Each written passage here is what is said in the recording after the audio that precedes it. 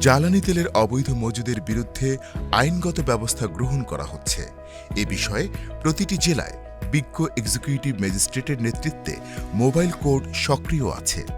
জ্বালানি তেলের অবৈধ মজুদকে না বলুন। জ্বালানি ও খনিজ সম্পদ বিভাগ।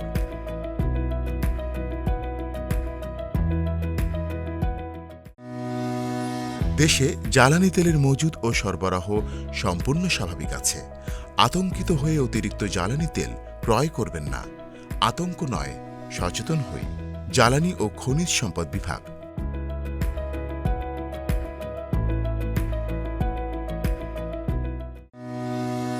সরকার এখন পর্যন্ত জ্বালানি তেলের মূল্য বৃদ্ধি করেনি, তাই অতিরিক্ত লাভের আশায় জ্বালানি তেলের অবৈধ মজুদ করবেন না। এ বিষয়ে প্রয়োজনীয় আইনগত ব্যবস্থা গ্রহণ করা হচ্ছে। জ্বালানি ও খনিজ সম্পদ বিভাগ।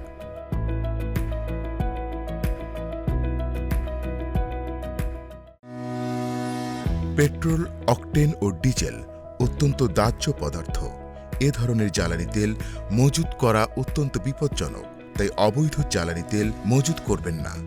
নিজে সাবধান হই, অন্যকেও সাবধান করি। জ্বালানি ও খনিজ সম্পদ বিভাগ।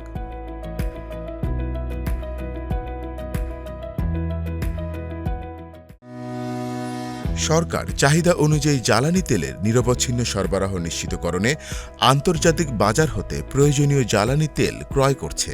তাই জ্বালানি তেলের সরবরাহ ঘাটতির কোনো সম্ভাবনা নেই। আতঙ্ক নয়, সচেতন হই। জ্বালানি ও খনিজ সম্পদ বিভাগ।